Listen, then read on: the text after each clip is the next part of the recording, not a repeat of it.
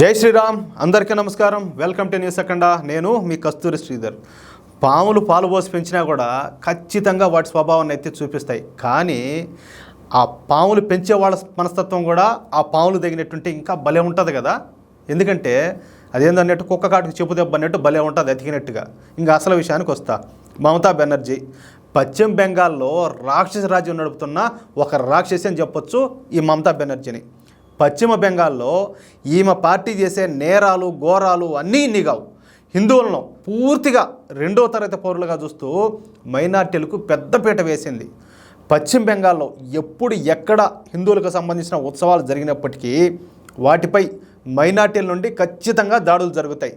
కానీ పశ్చిమ బెంగాల్ ముఖ్యమంత్రి అయినటువంటి ఈ మమతా బెనర్జీ మాత్రం వీటన్నింటిని కూడా చూసి చూడనట్టు వదిలేస్తూ ఉంటుంది. ఇక మమతా బెనర్జీ పశ్చిమ బెంగాల్ ముఖ్యమంత్రి పదవిని అధిష్ఠించిన దగ్గర నుండి పశ్చిమ బెంగాల్లో దాదాపు 450 మంది హిందూ కార్యకర్తలు హత్యలు చేయబడ్డారు. కానీ ఏ ఒక్క హత్య విషయంలో కూడా ఇప్పటి వరకు నిందితులపై చర్యలు తీసుకున్న పాపానైతే పోలా. పైపెచ్చు హిందువులే మైనార్టీలను రెచ్చగొడతారని చెప్పేసి దిక్కుమాలి స్టేట్మెంట్లు ఇస్తూ ఉంటుంది ఈ మమతా బెనర్జీ. ఇంకా ఆలోచించండి ఎంతటి దుర్మార్గురాలో ఎంతటి నీచురాలో. ఇక అసలు విషయానికి వద్దాం.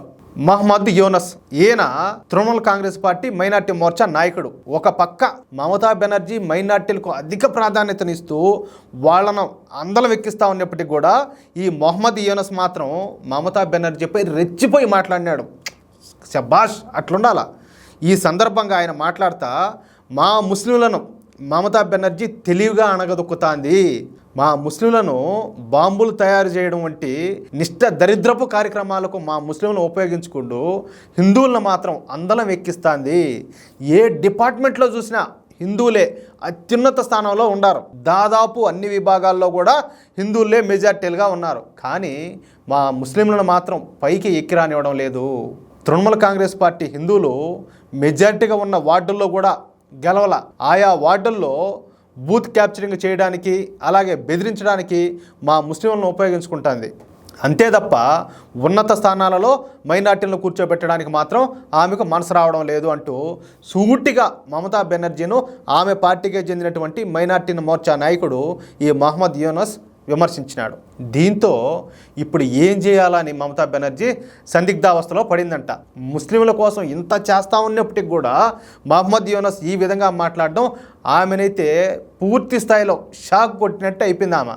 ఇప్పుడు మహమ్మద్ యూనస్ను పార్టీ నుండి బహిష్కరిస్తే మైనార్టీలు దూరం అయిపోతారు, లేదా ఎటువంటి చర్యలు తీసుకోకపోతే తన పరువు పోతుందని చెప్పేసి మమతా బెనర్జీ తీవ్ర ఆవేదన చెందుతూ ఉందంట.